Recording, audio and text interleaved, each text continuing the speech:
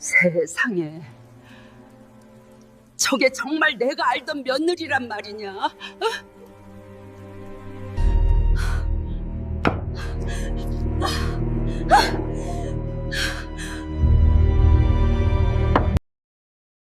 새벽 3시 30분.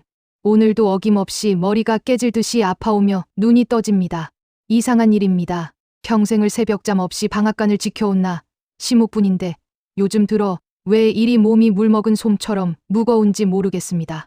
단순히 나이를 먹어서라고 하기에는 증상이 좀 괴상합니다. 자고 일어나면 입안이 바짝바짝 마르고 혀끝에서 쓴맛이 진동을 합니다. 마치 밤새 누가 내 입에 독약이라도 들이부은 것처럼 말입니다. 앓는 소리를 내며 자리에서 일어나려는데 방문이 조용히 열립니다. 마치 내가 깨기만을 기다렸다는 듯 문틈으로 며느리의 하얀 얼굴이 쑥 들어옵니다. 어머니, 깨셨어요?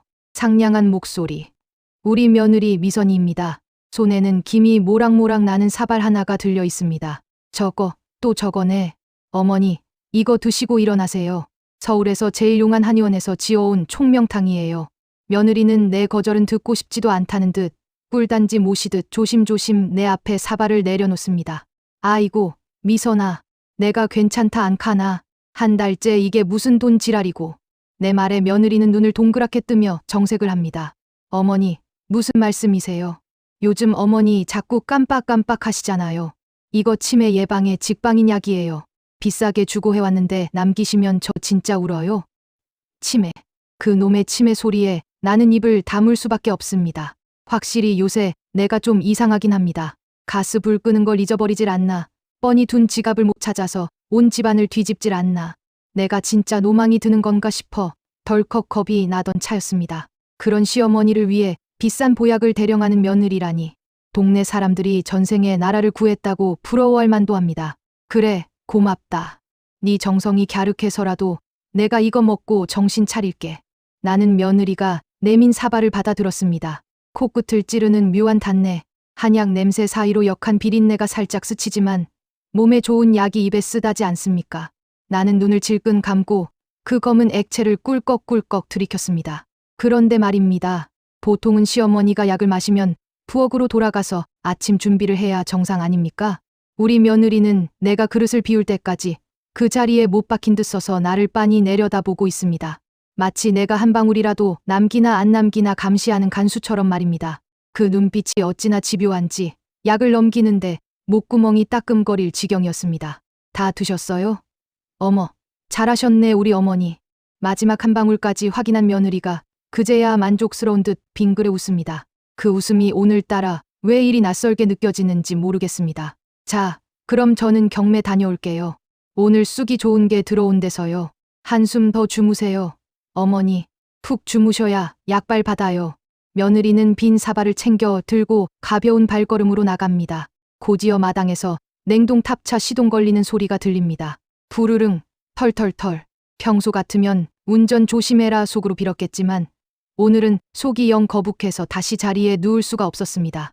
나는 찬물이나 한 잔 마실까 싶어 비틀비틀 일어났습니다. 창문을 여는데 대문을 빠져나가는 며느리의 트럭 꽁무니가 보입니다. 내 눈이 침침한가? 새벽 시장은 오른쪽 큰 길로 나가야 하는데 며느리의 차는 왼쪽으로 핸들을 꺾고 있습니다. 저기는 읍내로 나가는 국도인데 거기다 짐칸에는 쌀포대 하나 없이 빈 차입니다. 경매를 보러 간다는 애가 빈 차로, 그것도 시장 반대편으로. 순간 아까 마신 약 기운 탓인지 머리가 핑 돌며 식은땀이 흘렀습니다. 동시에 지난달에 박씨 영감이 했던 말이 귓가를 스칩니다. 옥분아, 니네 며느리 말이다. 새벽에 춤추러 다니는 거 아이가? 그때는 미친 소리 하지 말라고 소금 뿌려 쫓아냈는데 지금 내 눈앞에서 멀어지는 저 붉은 미등이 내 가슴 속에 불길한 불씨 하나를 툭 던져놓고 사라집니다. 설마 아니겠지. 하지만 내 심장은 이미 알고 있는 것 같습니다.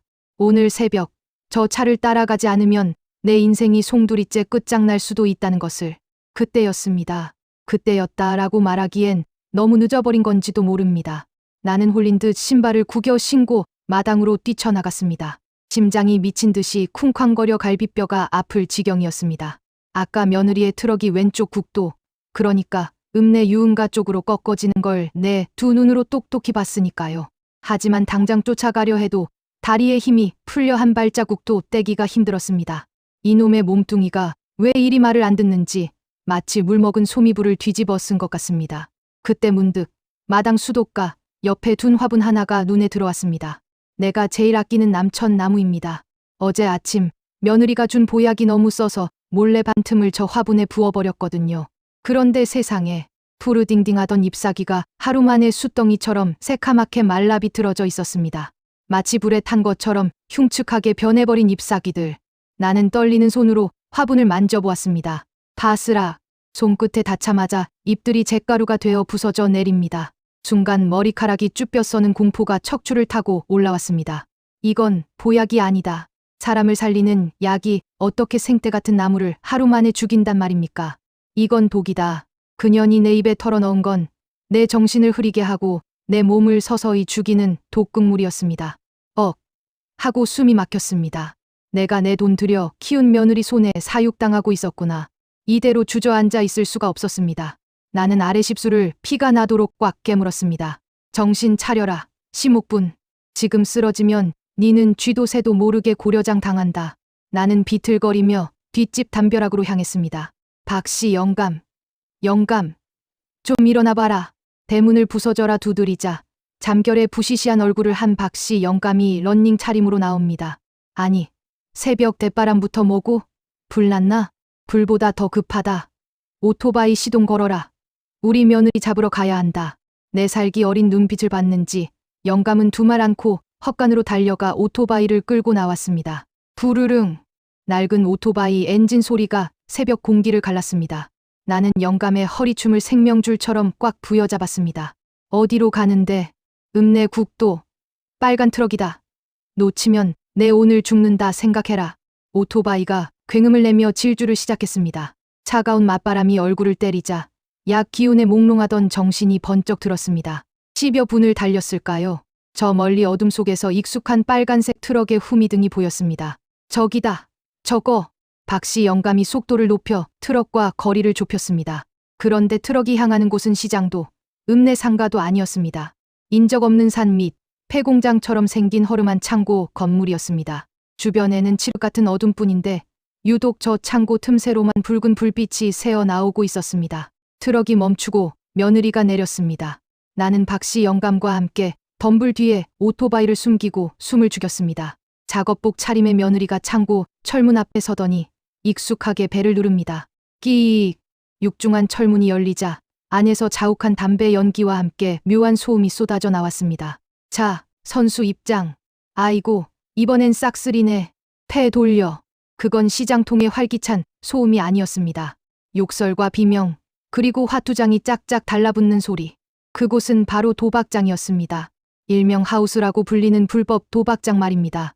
며느리는 문지기 사내에게 아른 체하며 껌을 짝짝 씹더니 안으로 쏙 들어가 버립니다. 나는 다리에 힘이 풀려 그 자리에 털썩 주저앉고 말았습니다. 경매시장 가서 좋은 재료 구해오겠다고? 새벽마다 고생한다고 내가 끓여준 보약을 마시고 간 곳이 고작 저런 노름판이었단 말인가. 할멈, 괜찮나? 저기 저거 완전 조폭 소굴인데. 박씨 영감이 겁을 먹고 내 소매를 잡아 끌었지만 내 귀에는 아무것도 들리지 않았습니다. 분노를 넘어선 허탈함. 하지만 그 허탈함은 곧 무서운 사리로 바뀌었습니다. 나는 덜덜 떨리는 손으로 주머니 속에 폴더폰을 꺼내 들었습니다. 증거를 잡아야 한다. 전현이 도박판에 미쳐서 시어머니한테 수면제를 먹인 증거를. 나는 박씨 영감을 뿌리치고 짐승의 아가리처럼 입을 벌리고 있는 저 철문 쪽으로 엉금엉금 기어가기 시작했습니다. 그때 창고 안에서 누군가의 고함 소리와 함께 쨍그랑 유리가 깨지는 소리가 들려왔습니다. 그리고 나직은 며느리의 비명 소리가 터져 나왔습니다. 아, 잘못했어요. 한 번만 봐주세요, 실장님. 찢어지는 비명 소리에 내 심장이 발바닥까지 뚝 떨어지는 것 같았습니다. 나는 덤불을 헤치고 창고 벽에 붙어있는 깨진 환풍구 쪽으로 기어 올라갔습니다. 박씨 영감이 위험하다 며 바짓단을 잡았지만 내 눈엔 뵈는 게 없었습니다. 환풍구 틈새로 보이는 창고 안의 풍경. 그곳은 지옥도 그 자체였습니다. 뿌연 담배 연기 자욱한 그곳 한가운데 우리 며느리 미선이가 무릎을 꿇고 앉아 있었습니다. 말끔하던 작업복은 흙투성이가 됐고 머리는 산발이 된 채 덜덜 떨고 있는 꼴이라니. 그리고 그 앞에는 깍두기 머리를 한 거구의 사내가 야구 방망이를 어깨에 걸치고 서 있었습니다. 야, 이미선.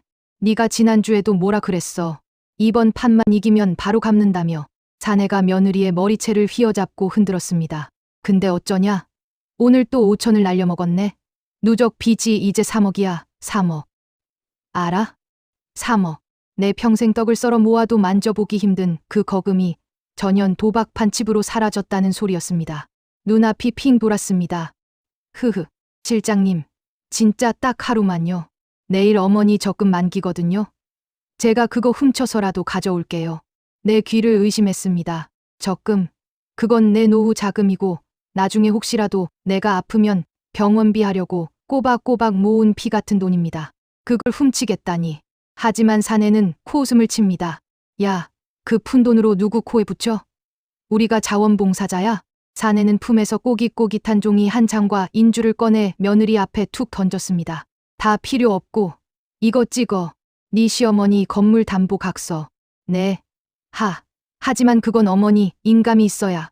그래서 내가 준비했잖아. 작업해둔 거. 사내가 며느리에게 건넨 건 놀랍게도 내 인감 도장이었습니다.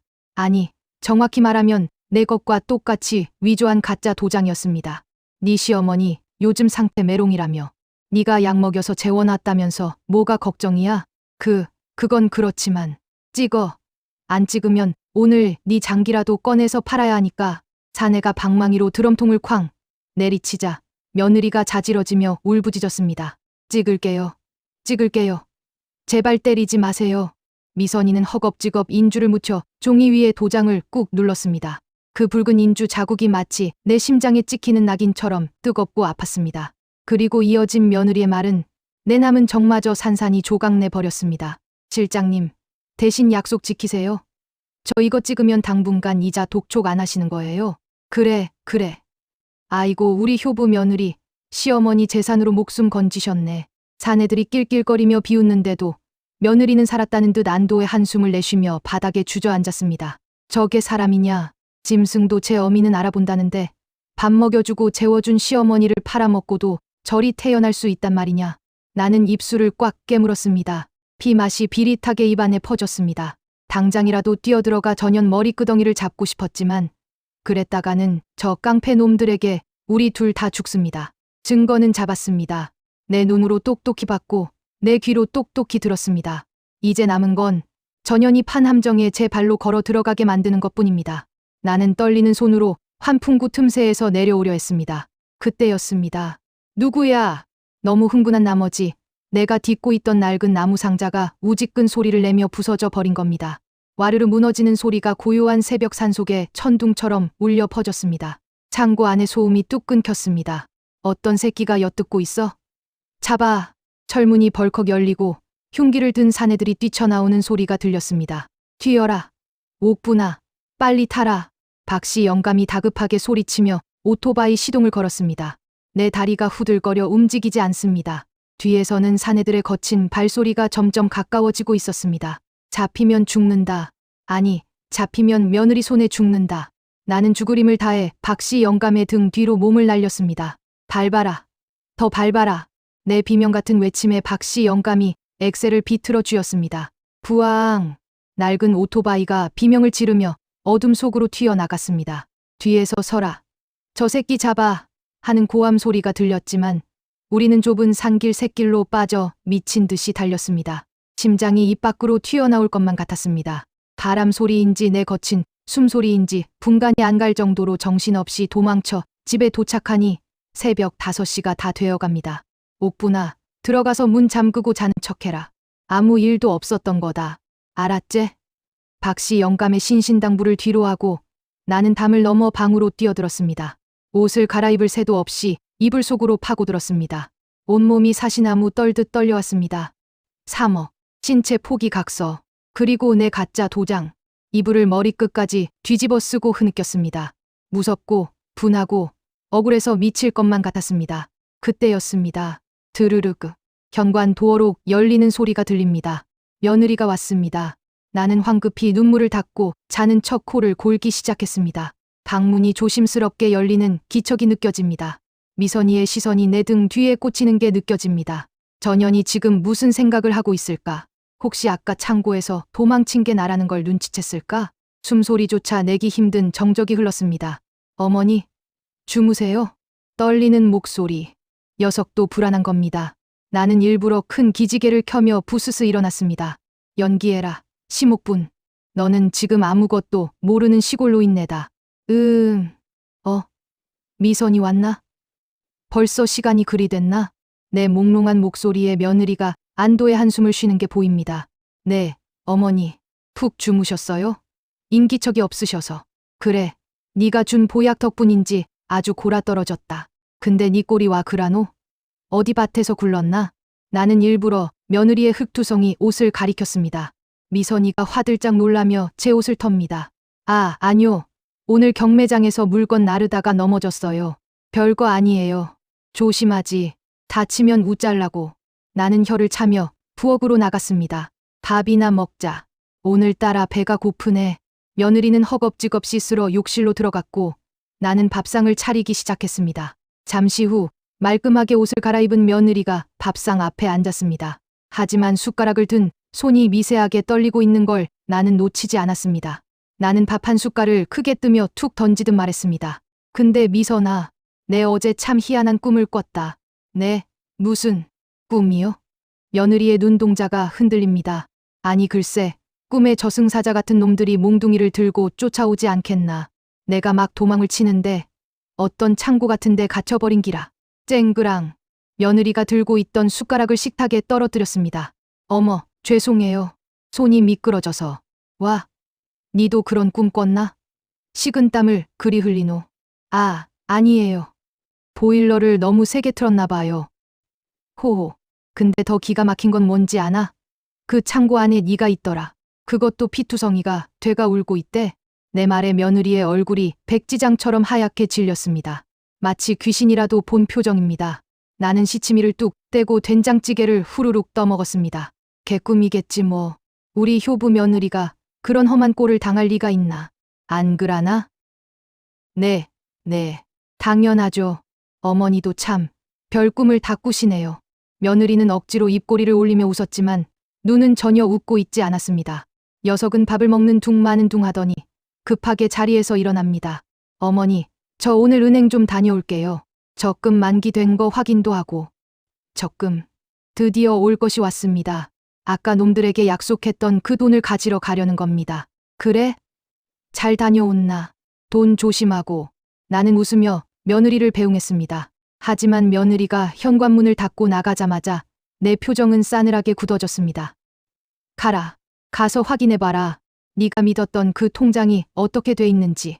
나는 이미 어제 오후 박씨 영감 오토바이 뒷자리에 타고 읍내은행을 다녀왔으니까. 비밀번호 변경? 아니죠. 나는 아예 그 통장을 지급 정지시켜버리고 더 무서운 덫을 깔아놨으니까요. 이제 은행 창구에서 며느리가 지을 표정을 상상하니 벌써부터 소화가 되는 것 같습니다. 그때 내 핸드폰이 진동했습니다. 박씨 영감입니다. 옥분아, 준비됐나? 며느리 지금 출발했다. 오냐? 네, 바로 따라간다. 작전 개시하자. 나는 옷걸이에 걸린 외투를 낚아챘습니다. 이제 2차전입니다. 읍내에 있는 농협 앞. 나는 박씨 영감의 트럭 조수석에 앉아 선팅된 창문 너머로 은행 입구를 주시하고 있었습니다. 잠시 후 며느리의 냉동탑차가 급하게 주차장에 들어섭니다. 차에서 내린 며느리는 주위를 두리번거리더니 선글라스를 끼고 빠른 걸음으로 은행 안으로 들어갑니다. 저 선글라스. 내 칠순 잔치 때 자기가 선물해 준 건데 저걸 저런 도둑질에 쓰고 자빠졌습니다. 가자. 가서 구경해야지. 나는 모자를 푹 눌러 쓰고 박씨 영감과 함께 은행 객장으로 들어갔습니다. 다행히 대기 손님이 많아 북적거리는 틈을 타 우리는 구석진 기둥 뒤 의자에 자리를 잡았습니다. 며느리는 창구 바로 앞 번호표를 쥐고 다리를 달달 떨고 있었습니다. 초조해 보입니다. 당연하겠지요. 당장 오늘까지 돈을 안 가져오면 장기를 꺼내내 만의 협박을 받았으니까요. 띵동. 105번 고객님. 드디어 며느리 차례입니다. 미선이는 창구 직원에게 통장과 도장을 들이밀었습니다. 거리가 좀 있어서 대화 내용은 안 들리지만 표정만 봐도 다 알 수 있습니다. 직원이 컴퓨터 자판을 두드리다가 고개를 갸웃거립니다. 며느리가 뭐라 따지는 듯 손짓을 합니다. 직원이 어딘가로 전화를 걸더니 이내 단호한 표정으로 통장을 며느리에게 다시 밀어버립니다. 순간 며느리의 얼굴이 사색이 되더니 자리에서 벌떡 일어납니다. 목소리가 어찌나 큰지 객장 끝에 있는 내 귀에까지 쩌렁쩌렁 울립니다. 뭐라고요? 지급 정지라니요. 이게 만기된 건데 왜 돈을 못 찾아요? 사람들의 시선이 일제히 며느리에게 쏠립니다. 직원이 당황하며 진정하라는 손짓을 하지만 며느리는 막무가내입니다. 아니, 제가 며느리라니까요. 위임장도 있고 도장도 다 있잖아요. 당장 지점장 나오라고 해. 저 못돼 처먹은 성질머리하고는 평소엔 나한테 어머니 하며 살살거리던 년이 급하니까 본색이 드러납니다. 그때 청원 경찰이 다가와 며느리를 제지합니다. 직원의 목소리가 들려옵니다. 고객님, 이 계좌는 어제 예금주 본인이 직접 내방하셔서 분실 신고 및 지급 정지를 신청하셨습니다. 본인이 아니면 일원도 출금 불가능합니다. 네. 어제요? 어머님이요. 며느리의 눈동자가 튀어나올 듯 커졌습니다. 망치로 뒤통수를 맞은 표정입니다. 꿈에도 몰랐겠지요. 약 먹고 자빠져 있어야 할 시어머니가 어제 멀쩡히 걸어 나와 제 밥줄을 끊어놨을 줄은. 분명히 주무시고 계셨는데 며느리는 혼잣말을 중얼거리며 뒷걸음질 칩니다. 다리에 힘이 풀렸는지 휘청거리는 꼴이 아주 볼만합니다. 그때였습니다. 며느리의 핸드폰 벨소리가 적막한 은행 안에 요란하게 울려 퍼졌습니다. 지잉. 미선이는 발신자를 확인하더니 마치 독사한테 물린 사람처럼 소스라치게 놀라며 핸드폰을 떨어뜨릴 뻔했습니다. 김 실장. 화면에 뜬 그 이름 세 글자가 여기까지 보이는 듯합니다. 돈 가져오라고 시킨 그 깍두기 놈이겠지요. 며느리는 전화를 받지도 끊지도 못한 채 벌벌 떨며 주위를 둘러봅니다. 그러다 우연히, 아주 우연히 기둥 뒤에 앉아있던 나와 눈이 마주쳤습니다. 나는 모자챙을 살짝 들어 올리며 며느리를 향해 씩 웃어주었습니다. 그리고 입 모양으로 또박또박 말해주었습니다. 돈 없다. 순간 며느리의 입에서 히 하는 비명이 터져 나왔습니다. 귀신을 본 것보다 더 공포에 질린 얼굴. 며느리는 핸드폰을 움켜쥐고 도망치듯 은행 문을 박차고 나갔습니다. 뒤도 안 돌아보고 뛰쳐나가는 그 꽁무니를 보며 박씨 영감이 낄낄거립니다. 봤나? 전현 얼굴 봤나? 아주 오줌을 지리겠더라. 아직 멀었다. 오줌이 아니라 피눈물을 흘리게 해줘야지. 나는 자리에서 일어나며 옷매무새를 다듬었습니다. 이제 며느리는 갈 곳이 없습니다. 돈줄은 막혔고 빚쟁이는 독촉하고 시어머니는 모든 걸 알고 있습니다. 쥐도 궁지에 몰리면 고양이를 문다는데 과연 전현이 무슨 짓을 할까요? 보나 마나 뻔합니다. 마지막 발악을 하겠지요. 하지만 나는 그 발악조차 이용해 줄 생각입니다. 나는 박씨 영감에게 속삭였습니다. 영감, 2단계 준비해라. 오늘 밤에 그놈도 올 거다. 그놈. 그 제비 새끼 말이가? 그래. 돈이 안 나오면 놈들이 직접 쳐들어오겠지. 내 집 안방을 내어줄 테니 멍석이나 깔아놓자. 밤 11시 비가 추적추적 내리는 소리가 오늘따라 처량하지 않고 스산하게 들립니다. 나는 안방 불을 끄고 어둠 속에 앉아 있었습니다. 박씨 영감은 경찰서에 갈 채비를 하라고 보냈고 지금 이 집엔 나 혼자뿐입니다. 무섭지 않냐고요? 천만에요. 내 며느리가 나한테 먹인 게 수면제가 아니라 독약이었다는 걸 안 순간부터 나는 공포라는 감정을 잃어버렸습니다. 남은 건 오직 오기뿐입니다. 내 집, 내 돈, 내 인생을 지키겠다는 지독한 오기 말입니다. 부르릉. 집 앞 골목에서 자동차 엔진 소리가 들립니다. 트럭 소리가 아닙니다. 묵직한 세단 소리입니다. 드디어 왔구나. 나는 무릎 위에 올려둔 몽둥이를 한번 꽉 쥐었다가 놓았습니다. 쿵, 쿵, 쿵. 대문을 두드리는 소리가 아니라 발로 차는 소리가 들립니다. 문 열어. 안에 있는 거 다 알아. 걸걸한 남자의 목소리. 아까 도박장에서 며느리 머리채를 잡던 그 김 실장이라는 놈입니다. 그리고 그 뒤에서 며느리의 울먹이는 목소리가 들립니다. 어머니, 제발 문 좀 열어주세요.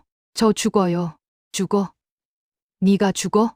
네 시어머니는 산채로 죽이려 했던 년이 입이 뚫렸다고 죽는 소리를 해? 나는 꿈쩍도 하지 않았습니다. 그러자 밖에서 A씨 하는 욕설과 함께 우지끈 하고 대문 잠금 장치가 부서지는 소리가 났습니다. 무법천지가 따로 없습니다. 남의 집에 함부로 쳐들어오는 꼴을 보니 저놈들은 오늘 끝을 볼 작정인 게 분명합니다. 쿵쿵거리는 발소리가 마당을 지나 거실로 다가옵니다. 벌컥. 거실 문이 열리고 비에 젖은 두 남녀가 들이닥쳤습니다. 번쩍이는 번개 불빛에 그들의 얼굴이 귀신처럼 드러났습니다. 김 실장은 손에 쇠파이프를 들고 있고 며느리는 눈화장이 다 번진 채 덜덜 떨고 있었습니다. 아니, 이 할망구가 귀가 먹었나? 사람 왔는데 불도 안 켜고 뭐해? 김 실장이 거실 스위치를 탁 켰습니다. 갑작스러운 불빛에 눈이 부셨지만 나는 가만히 그들을 노려보았습니다. 소파에 앉아 있는 나를 보더니 김 실장이 비릿하게 웃으며 다가옵니다. 어라? 안 자고 있었네. 낮에 은행에서 봤다며? 아주 정정하시네. 놈이 신발도 벗지 않고 거실로 성큼성큼 들어와 내 앞 탁자에 쇠파이프를 콱 내려놓았습니다. 할멈, 긴 말 안 할게. 며느리가 빚진 게 좀 있어. 3억. 그거 할멈이 좀 갚아야겠는데. 어머니, 죄송해요. 이 사람들이 절 죽인다고 협박해서 어머니가 건물 담보 대출만 좀 해주시면. 며느리가 내 발밑에 무릎을 꿇고 빌기 시작합니다. 기가 차서 말이 안 나옵니다. 낮에는 도장 훔쳐가서 몰래 대출 받으려다가 실패하더니 밤에는 깡패를 달고 와서 내놓으라고 협박을 합니다. 이게 강도지 며느리입니까? 나는 며느리의 머리채를 잡으려다 그 손이 더러워서 거두었습니다. 그리고 김 실장이라는 놈을 똑바로 쳐다보며 입을 열었습니다. 3억. 니들 눈엔 내가 3억짜리 호구로 보이나 보지? 뭐라? 이 할망구가 돌았나? 내 며느리 꼬드겨서 도박판 끌어들이고 가짜 약 먹여서 내 정신 빼놓고 이제는 집까지 쳐들어와? 내 호통에 김 실장이 잠시 멈칫합니다. 시골 노인네가 벌벌 떨 줄 알았는데 눈 하나 깜짝 안 하고 대드니 당황한 모양입니다. 하지만 이내 놈의 표정이 험악하게 일그러졌습니다. 아, 말이 많네 진짜. 야, 이미선. 가서 장롱 뒤져. 땅 문서랑 인감 찾아와. 네. 하지만 빨리 안 해. 오늘 돈 못 가져가면 너랑 네 시어머니 둘 다 여기서 묻어버릴 거니까. 김 실장이 쇠파이프를 들어 올리며 위협하자 며느리가 비명을 지르며 안방으로 뛰어 들어갔습니다. 우당탕탕. 장롱 서랍이 뒤집히고 옷가지가 쏟아지는 소리가 들립니다. 평생을 아껴 모은 내 살림살이가 전현 손에 난장판이 되고 있습니다. 김 실장은 내 앞에 쭈그리고 앉아 담배를 하나 꺼내 물었습니다. 후. 매캐한 담배 연기를 내 얼굴에 뿜으며 놈이 킬킬거립니다. 할멈, 억울해하지 마. 자식 농사 잘못 지은 죄라고 생각하쇼. 늙어서 돈 움켜쥐고 있어봤자 뭐해? 빨리 주고 편하게 가는 게 낫지. 편하게 가? 내 속에서 뜨거운 용암이 끓어오릅니다. 그래, 갈 때는 가더라도 니놈들 팔다리 하나씩은 부러뜨려 놓고 가야지. 나는 소파 옆에 숨겨두었던 녹음기의 빨간 불빛을 확인했습니다. 지금 이 모든 대화, 협박, 주거 침입의 현장이 고스란히 녹음되고 있었습니다. 안방에서 며느리가 뛰쳐나옵니다. 손에는 내 땅 문서와 집 문서가 들려 있습니다. 찾았어요. 여기 있어요, 실장님. 오케이. 거봐, 진작에 내놓을 것이지. 김 실장이 문서를 낚아채며 일어납니다. 이제 볼일 다 봤다는 듯 놈이 나를 향해 손을 흔듭니다. 할멈, 잘 있어. 신고할 생각은 말고. 경찰 부르면 며느리 장기부터 털리는 거 알지? 놈들이 현관을 향해 몸을 돌리는 순간이었습니다. 나는 나직하지만 힘 있는 목소리로 말했습니다. 가긴 어딜 가. 들어올 땐 니들 맘대로 들어왔지만 나갈 땐 제 발로 못 나간다. 뭐? 김 실장이 어이없다는 듯 뒤를 돌아보았습니다. 그때였습니다. 뭐? 못 나가? 하이고. 이 할망구가 노망이 났나? 김 실장은 콧방귀를 뀌며 쇠파이프를 어깨에 걸쳤습니다. 야, 미선아. 가자. 노인네 헛소리 듣고 있을 시간 없다. 놈은 며느리의 어깨를 감싸 안고 현관을 향해 거들먹거려 걸어갔습니다. 하지만 그 발걸음은 현관 문턱을 넘지 못했습니다. 위잉. 고요한 밤의 정적을 찢어버리는 날카로운 사이렌 소리. 한 대가 아닙니다. 동네가 떠나가라 울려대는 그 소리에 집안의 공기가 순식간에 얼어붙었습니다. 이게 무슨 소리야? 김 실장이 당황하여 창문 쪽으로 뛰어갔습니다. 번쩍. 거실 창문을 통해 붉고 푸른 경광등 불빛이 어지럽게 쏟아져 들어옵니다. 마당을 가득 메운 경찰차들의 불빛이 마치 저승사자의 눈빛처럼 번뜩입니다. 아, 안 돼. 경찰. 오빠, 경찰이야? 며느리가 사색이 되어 김 실장의 팔을 붙잡았습니다. 하지만 사랑한다던 그 오빠는 위기의 순간에 가장 먼저 며느리를 배신했습니다. 이거 놔. 이 재수 없는 년아. 김 실장은 며느리를 거칠게 밀쳐버렸습니다. 네가 짰지? 네가 신고했지? 나 팔아넘기고 빚 퉁치려고 수작 부린 거지? 아, 아니에요. 난 진짜 몰랐어. 바닥에 나뒹군 며느리가 억울하다며 발버둥을 칩니다. 나는 그 꼴을 소파에 앉아 편안하게 감상했습니다. 미선아, 내가 말 안 했나? 영감 경찰서 보냈다고. 어머니, 설마 진짜. 그래. 이들이 내 집 문서 뒤지는 동안 경찰은 내 집을 포위하고 있었던 기라. 그때 확성기 소리가 담벼락을 넘어 들려왔습니다. 안에 있는 사람들, 포위됐다. 흉기 버리고 당장 나와. 김 실장은 독 안에 든 쥐가 되어 거실을 빙빙 돌기 시작했습니다. 눈알이 핑핑 돌아가는 게 빠져나갈 구멍을 찾는 모양입니다. 그러더니 놈의 시선이 바닥에 떨어진 며느리에게 꽂혔습니다. 야, 잘 들어. 네가 다 한 거야. 응. 네가 시어머니 약 먹이고 네가 문서 훔친 거야. 난 그냥 네가 부르길래 온 거고. 알았어? 뭐라고요? 며느리의 입이 떡 벌어졌습니다. 오빠가 시켰잖아. 어머니한테 수면제 먹이라고 준 것도 오빠고 도장 파오라고 한 것도 오빠잖아. 이 미친년이 어디서 뒤집어 씌워? 증거 있어? 약 먹인 건 네 손이잖아. 와, 진짜 나쁜 새끼네 이거. 며느리의 눈에서 도끼가 뿜어져 나왔습니다. 배신감에 눈이 뒤집힌 며느리는 벌떡 일어나 김 실장의 머리끄덩이를 잡았습니다. 그래, 나 혼자 안 죽어. 같이 죽어, 이 개자식아. 아, 이거 안 놔? 미친년이. 두 남녀가 서로의 머리카락을 쥐어뜯고 핥히고 욕설을 퍼붓는 개싸움이 벌어졌습니다. 사랑이니 뭐니 짓거리더니 돈 앞에서는 감옥 앞에서는 짐승보다 못한 밑바닥을 드러냅니다. 와장창. 거실 유리창이 깨지며 경찰 특공대원들이 들이닥쳤습니다. 움직이지 마. 엎드려. 경찰들이 엉겨붙어 싸우고 있는 두 남녀를 덮쳐 제압했습니다. 이거 놔요. 저 남자가 주범이에요. 저 남자가 시켰어요.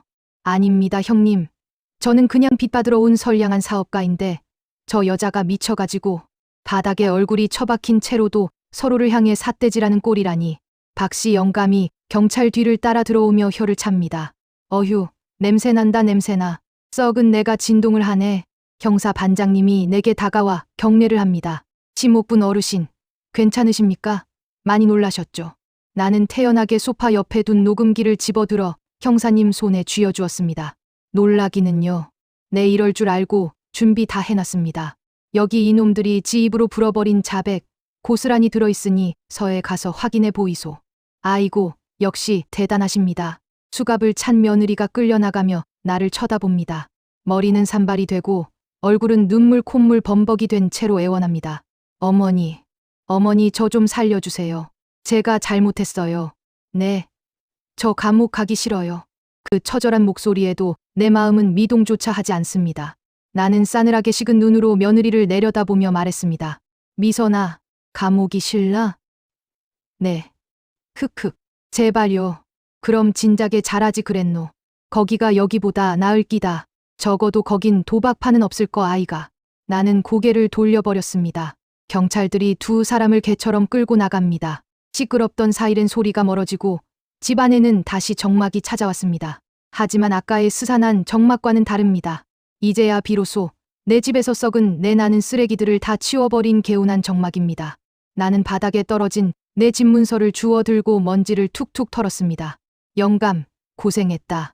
막걸리나 한잔하자. 하하. 그라제. 오늘 같은 날은 마셔야지. 경찰차가 떠나고 난 뒤 마당에는 정적만이 남았습니다. 하지만 그 정적은 오래가지 못했습니다. 새벽 3시 대문을 박차고 들어온 아들 성훈이 때문입니다. 서울에서 직장 생활하느라 바쁜 아들에게는 차마 알리지 않으려 했는데 박씨 영감이 몰래 전화를 했던 모양입니다. 현관에 들어서자마자 아들은 신발도 벗지 못하고 거실 바닥에 무릎을 꿇었습니다. 어무이 다 큰 사내 놈이 목이 터져라 우는데 그 소리가 짐승의 울음소리 같습니다. 나는 아무 말 없이 아들의 등짝을 후려쳤습니다. 울지 마라. 재수 없다. 네가 뭘 잘했다고 우나. 사람 볼 줄 몰라서 엄니 죽일 뻔한 게 자랑이가. 내 매질에도 아들은 피할 생각도 안 하고 엉엉 웁니다. 제가 죽일 놈입니다.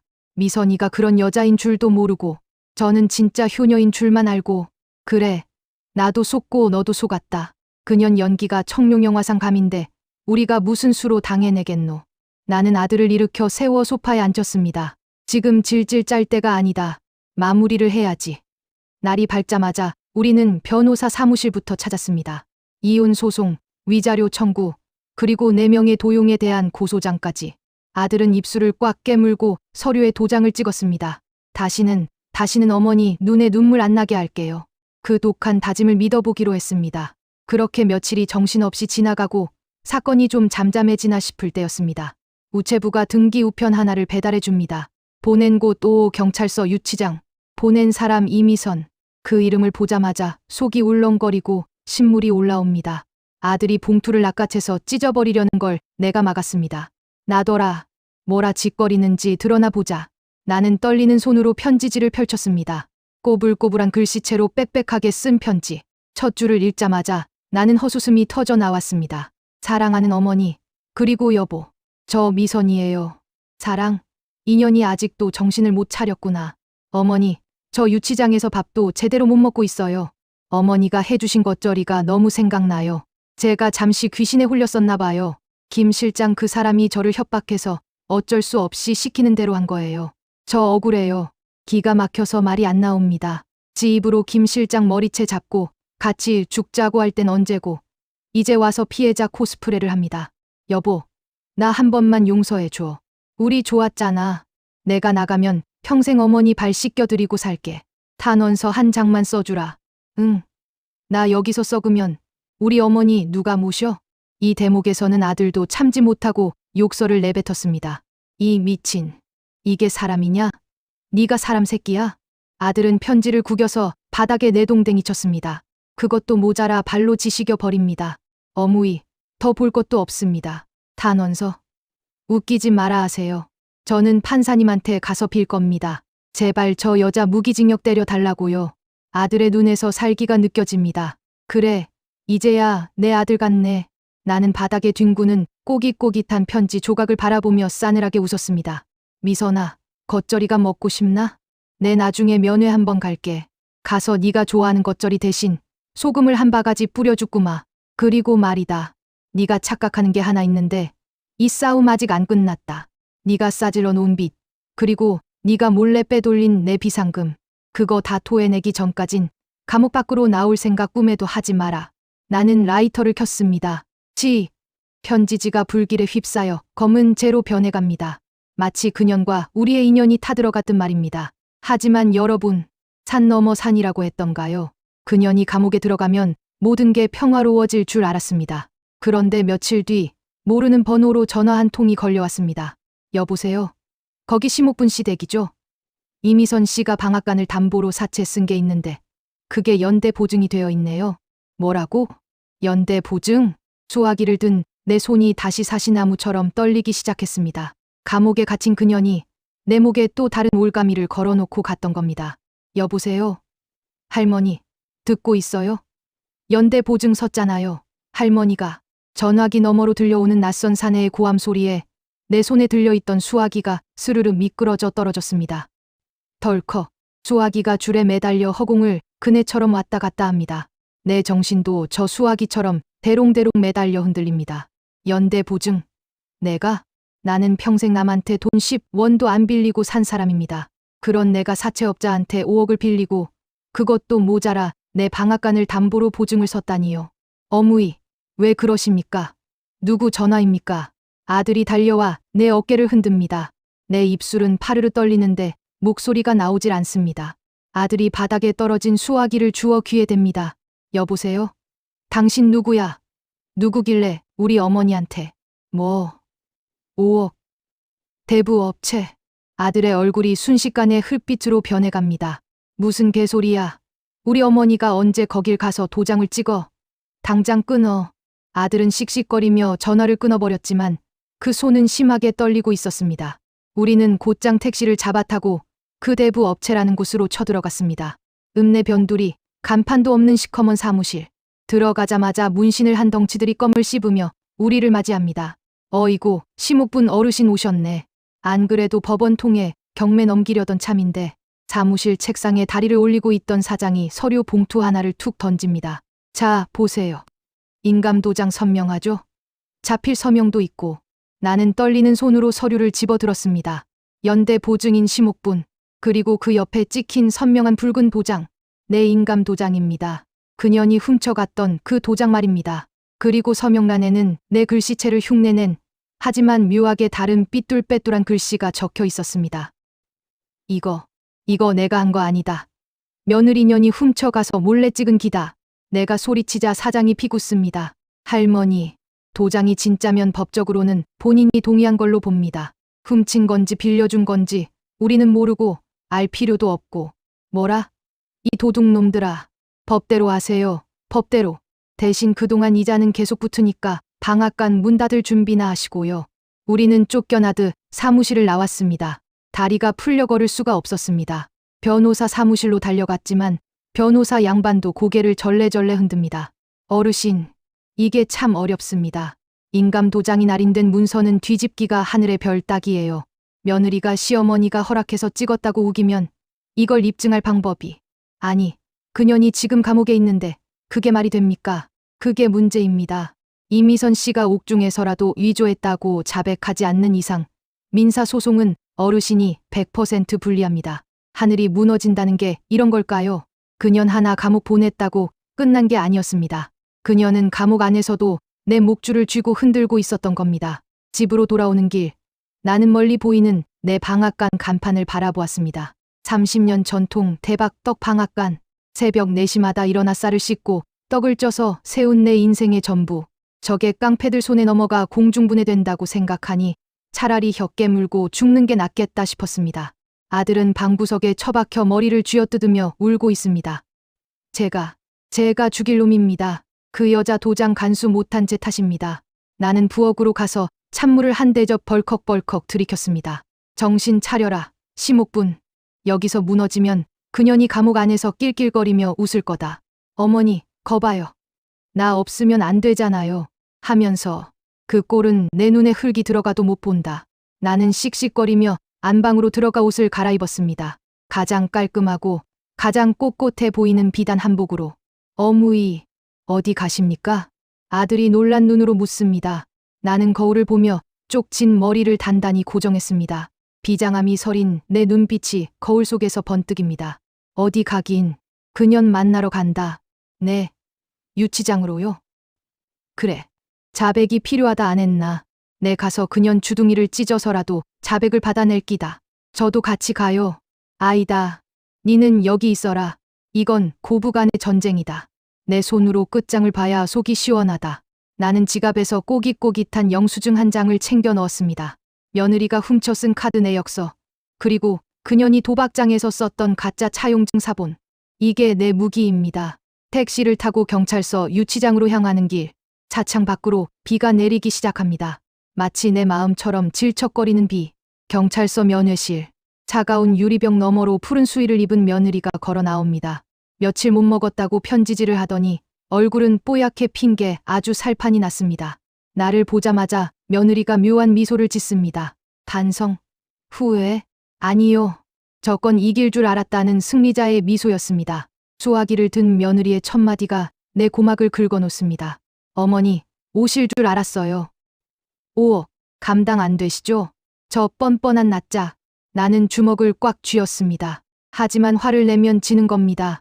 나는 최대한 차분하게, 아주 싸늘하게 대답했습니다. 그래. 네 덕분에 내 노후가 아주 스펙터클해졌다. 그래. 원하는 게 뭐고?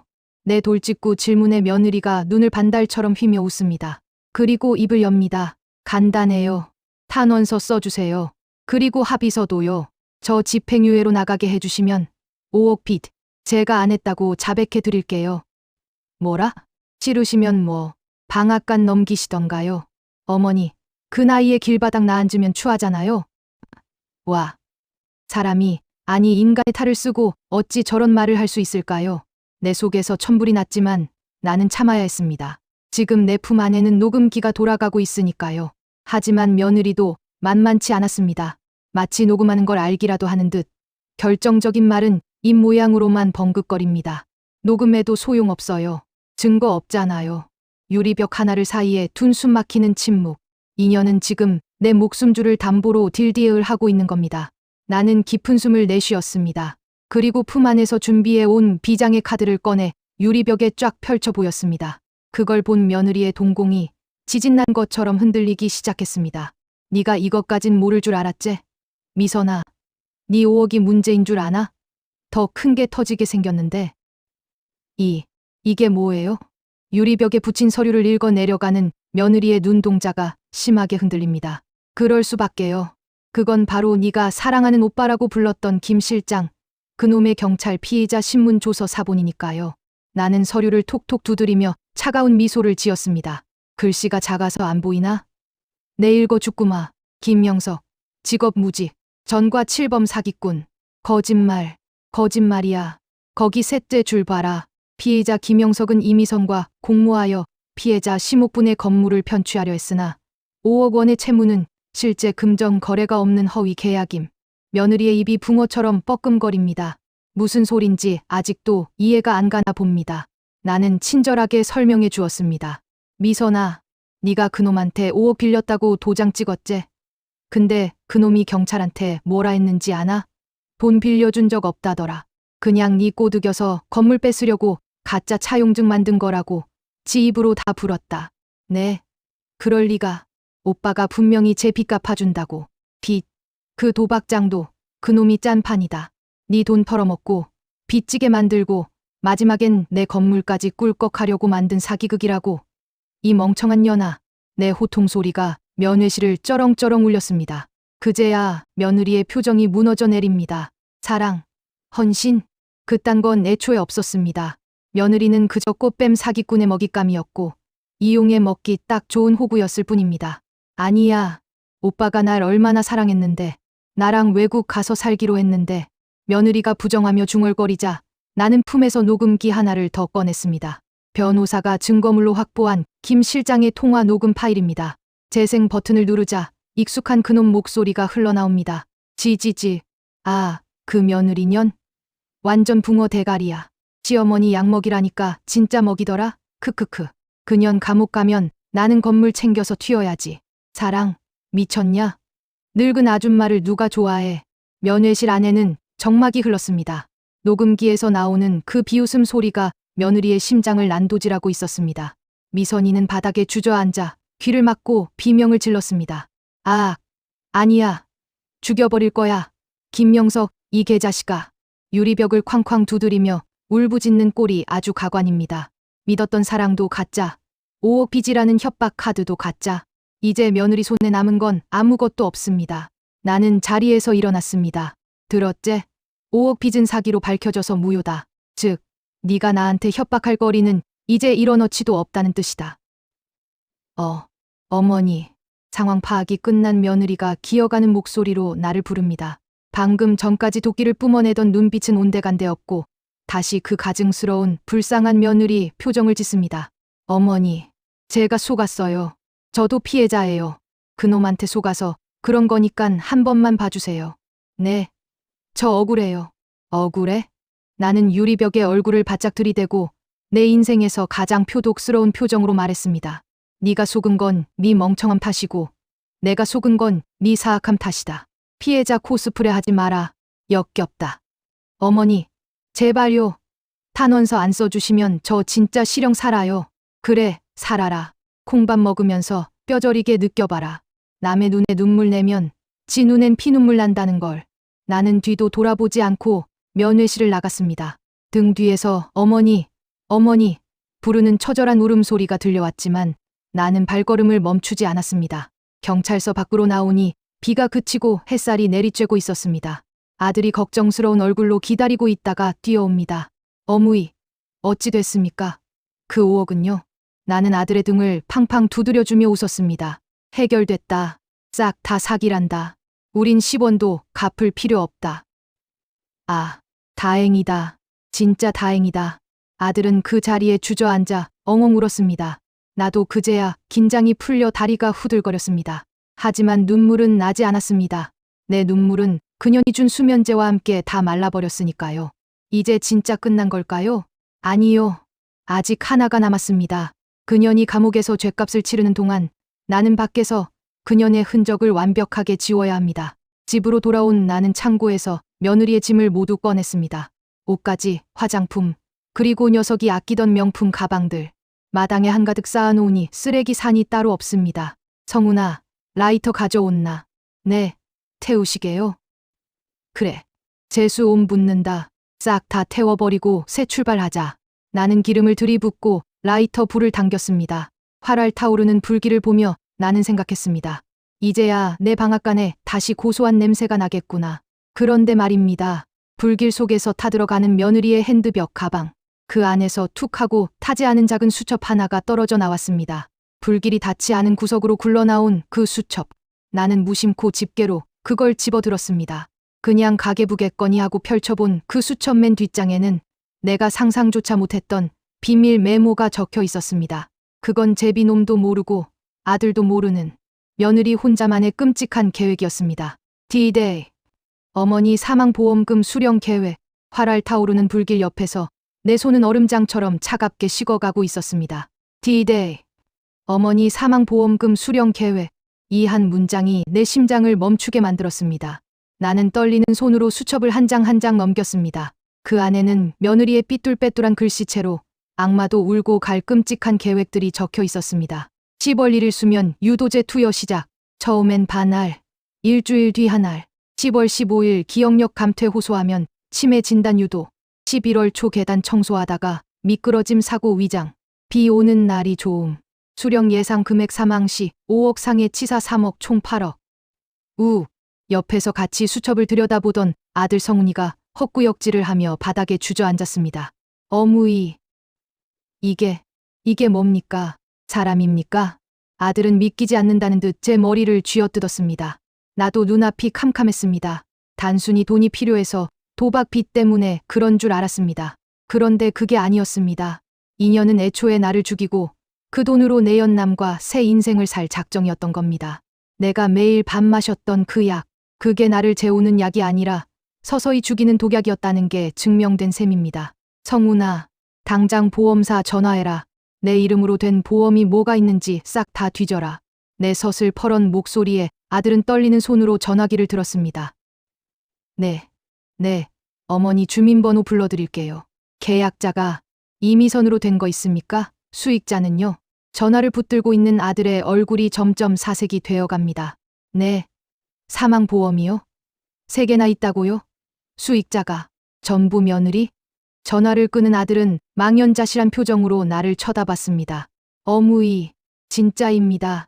3달 전에 엄마가 도장 줬다면서 몰래 가입했답니다. 사망 18억. 맞습니다. 다리에 힘이 풀려나도 그 자리에 털썩 앉았습니다. 기가 막혀서 눈물도 안 나옵니다. 30년을 며느리라 부르며 딸처럼 아꼈는데 나는 그년에게 그저 걸어 다니는 8억짜리 복권이었던 겁니다. 인연이 감히 내 목숨값을 매겨? 속에서 뜨거운 불기둥이 솟구쳤습니다. 이건 사기가 아닙니다. 이건 살인 미수입니다. 성훈아, 일어나라. 이 수첩 들고 다시 경찰서 간다. 네, 지금요? 그래. 사기죄는 기껏해야 몇 년 살다 나오면 그만이다. 근데 이건 다르다. 존속 살해, 예비 음모. 이건 10년도 넘게 썩게 만들 수 있다. 나는 수첩을 비닐 지퍼백에 조심스럽게 담았습니다. 지문이라도 묻을까봐 그년이 쓴 악마의 일기장을 증거물로 봉인했습니다. 경찰서 형사과 담당 형사님이 수첩을 받아 들고는 입을 다물지 못합니다. 세상에.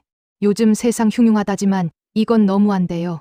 구체적인 날짜에 사고 위장 방법까지. 형사님, 이 정도면 죄명이 바뀌는 거 맞지요? 당연합니다. 이건 단순 사기가 아니라 살인 예비 음모죄 추가입니다. 게다가 실제로 약물을 투여했다는 점이 입증되면 상해죄까지. 어르신, 며느리분 당분간 세상 빛 보기 힘들 겁니다. 형사님의 단호한 말에 그제야 막혔던 숨이 트입니다. 하지만 이걸로는 부족합니다. 법으로 처벌하는 건 나라가 할 일이고 시어머니로서의 처벌은 따로 있습니다. 나는 형사님에게 부탁했습니다. 형사님, 전현 다시 불러주이소. 조사실에서 내 얼굴 좀 보게 해주이소. 네? 면회는 아까 하셨잖아요. 아닙니다. 이번엔 면회가 아니라 대질 신문을 할 겁니다. 이 수첩들이 밀고 그년 표정이 어떻게 변하는지 내 눈으로 똑똑히 봐야겠습니다. 잠시 후 조사실. 며느리가 수갑을 찬 채 형사들에게 이끌려 들어옵니다. 아까 면회실에서 탄원서 써달라며 뻔뻔하게 굴던 기세는 여전합니다. 어머니, 또 오셨어요? 탄원서 써주시려고요? 아이 참, 진작 그러시지. 미선이는 아직 상황 파악이 안 된 모양입니다. 자기가 이겼다고 착각하고 웃는 꼴이라니. 나는 아무 말 없이 테이블 위에 비닐에 쌓인 수첩을 툭 던졌습니다. 탁, 이거. 수첩을 본 순간 며느리의 동공이 탁구공만하게 커집니다. 얼굴에서 핏기가 싹 가시더니 입술이 파르르 떨리기 시작합니다. 이게 왜? 분명히 불에 탔는데. 미선아, 하늘이 니를 버렸다. 딴 건 다 탔는데 네가 쓴 살인 계획서. 이거 하나만 멀쩡하게 남았더라. 계단에서 밀어. 비 오는 날이 좋아. 팔어. 내가 수첩 내용을 하나씩 읊을 때마다 며느리의 고개가 점점 바닥으로 처박힙니다. 아니에요. 그건 그냥 소설 쓴 거예요. 상상한 거라고요. 소설. 그래, 판사님 앞에서도 소설이라 해봐라. 보험 3개나 들어놓고 소설 썼다 하면 판사님이 아이고, 작가 지망생이셨어요? 하고 박수 쳐주겠나. 내 호통에 조사실이 쩌렁쩌렁 울립니다. 형사님이 며느리 앞에 보험 가입 내역서를 들이밀었습니다. 이미선 씨, 당신을 존속살해, 예비 및 사기 혐의로 긴급 체포합니다. 변명의 여지가 없네요. 철컹, 수갑이 하나 더 채워집니다. 며느리는 이제 끝났다는 걸 직감했는지 그 자리에서 기절하듯 쓰러지며 오열합니다. 잘못했어요. 어머니, 제가 미쳤었어요. 돈에 눈이 멀어서 살려주세요. 바짓가랑이를 잡고 늘어지는 며느리. 하지만 나는 그 손을 매몰차게 뿌리쳤습니다. 그리고 녀석의 귀에 대고 마지막 사형 선고를 내렸습니다. 살려달라고? 걱정 마라. 감옥에 의사도 있고 밥도 잘 나온다. 거기서 오래오래 살아라. 대신 내 장례식엔 올 생각 마라. 니는 내 며느리도 아니고 인간도 아니니까. 조사실을 나오는 내 등 뒤로 며느리의 절규가 끊이지 않았습니다. 밖으로 나오니 아들이 기다리고 있습니다. 어무이. 됐다. 이제 진짜 끝났다. 가자. 국밥이나 한 그릇 묵자. 속이 허하다. 나는 아들의 손을 잡고 경찰서를 나섰습니다. 악연을 끊어낸 자리에 시원한 바람이 불어오고 있었습니다. 하지만 여러분, 사람이 죄를 지으면 벌을 받는 게 세상 이치라지만 가끔은 하늘도 무심할 때가 있습니다. 며느리가 감옥에 간 지 한 달 뒤 우리 집으로 낯선 편지 한 통이 날아왔습니다. 교도소가 아닙니다. 발신인은 가정법원이었습니다. 그리고 그 안에는 며느리가 옥중에서 보낸 친권 소송 소장이 들어있었습니다. 친권? 애도 없는데 무슨 친권? 의아해하며 소장을 읽어 내려가던 나는 그만 그 자리에 얼어붙고 말았습니다. 임신 8주 차, 태아의 친권을 주장하며 임신, 그년이 임신을 했다고? 임신이라니요. 아들 성훈이는 넋이 나간 사람처럼 소장을 들고 벌벌 떨고 있었습니다. 법원 소장이 바람에 파르르 떨리는 소리가 마치 우리 모자의 불안한 심장 소리 같았습니다. 임신 8주, 태아의 생부인 박성훈에게 양육비 및 친권 확인을 청구함. 기가 막혔습니다. 방금 전까지 살인 미수범으로 몰아넣었는데 이제는 아빠라는 이름으로 내 아들의 발목을 잡겠다는 겁니다. 이게 사실이면 며느리는 구속 집행 정지로 풀려날 수도 있고 재판도 한없이 미뤄질 수 있습니다. 무엇보다 내 아들이 저 악마 같은 년과 평생 자식으로 엮여야 한다는 게 끔찍했습니다. 성훈아, 정신 차려라. 네 솔직하게 말해봐라. 나는 아들의 어깨를 잡고 흔들었습니다. 니들 최근에 그니까 잠자리했나? 어미로서 아들한테 묻기 민망한 질문이지만 지금 찬물 더운 물 가릴 때가 아닙니다. 아들은 얼굴이 홍당무가 되더니 이내 고개를 푹 숙이고 곰곰이 생각에 잠깁니다. 그리고는 고개를 세차게 저었습니다. 아닙니다. 어무이. 미선이가 새벽일 나간다고 피곤하다 해서 각방 쓴 지 넉 달이 넘었습니다. 뭐? 넉 달? 네. 손끝 하나 못 대게 했어요. 냄새 난다고 저리 가라고. 내 눈이 번쩍 뜨였습니다. 넉 달. 근데 임신 8주? 8주면 2달입니다. 산수가 안 맞지 않습니까? 인연 봐라. 뻐꾸기 새끼를 내 둥지에 들이밀락하네. 나는 무릎을 탁 쳤습니다. 감이 왔습니다. 그 아이, 내 아들 씨앗이 아닙니다. 그렇다면 답은 하나. 내 연남, 그 제비 새끼. 김 실장 놈의 애가 분명합니다. 성훈아, 계산 끝났다. 네 방금 넉 달이라 했제? 근데 쟤는 2달이란다. 이게 무슨 뜻인지 알겠나? 아들의 눈동자가 흔들리더니 이내 분노로 이글거리기 시작합니다. 아, 이 더러운. 그래. 전현이 지금 지 살겠다고 남의 씨앗을 네 자식으로 둔갑시키려는 수작이다. 당장 가자. 가서 그 더러운 가면을 벗겨주자. 우리는 그 길로 다시 구치소 접견실을 찾았습니다. 하루에도 몇 번씩 들락거리니 이제 교도관이 우리 얼굴을 외울 지경입니다. 유리병 너머로 며느리가 나타났습니다. 배를 소중하게 감싸 쥐고 나타난 며느리. 아직 배도 안 불렀는데 마치 만삭 임산부처럼 뒤뚱거리는 연기를 합니다. 자리에 앉자마자 며느리가 아들을 향해 애절한 눈빛을 보냅니다. 여보, 우리 아기예요. 당신 그렇게 원하던 아기잖아요. 나 여기서 험한 꼴 당하면 우리 아기 잘못돼요. 제발 나 좀 꺼내줘요. 눈물까지 글썽이며 모성애를 자극하는 저 연기력. 아들이 주먹을 꽉 쥐어 부들부들 떱니다. 평소 같았으면 마음 약해져서 미선아 하고 울었겠지만 지금은 다릅니다. 아들은 차갑게 가라앉은 목소리로 입을 열었습니다. 팔주라고 했나? 응, 우리 사랑의 결실이야. 입덧이 너무 심해서 죽겠어, 여보. 미선아, 우리 각방 쓴 지 4개월이다. 아들의 한마디에 며느리의 표정이 일순간 굳어버렸습니다. 동공이 갈 곳을 잃고 허공을 배회합니다. 그게 당신이 술 먹고 들어온 날 기억 안 나? 그때. 웃기지 마. 나 술 끊은 지 1년 넘었어. 네가 냄새 난다고 싫어해서.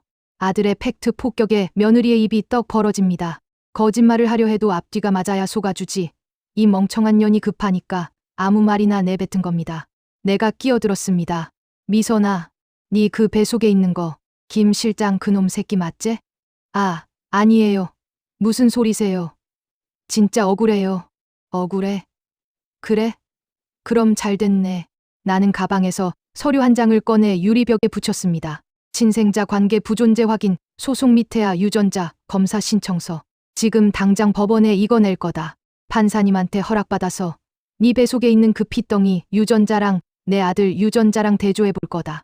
요즘은 기술이 좋아서 태아 혈액만 있어도 다 나온단다. 유전자 검사. 그 단어를 듣자마자 며느리의 얼굴이 사색이 되다 못해 흙빛으로 변했습니다. 배를 감싸고 있던 손이 스르르 풀려 바닥으로 떨어집니다. 어머니, 그러지 마세요. 애한테 안 좋아요. 안 좋긴 뭐가 안 좋아. 네가 떳떳하면 검사 받아라. 내 아들 자식이면 내가 10억을 줘서라도 꺼내주구마.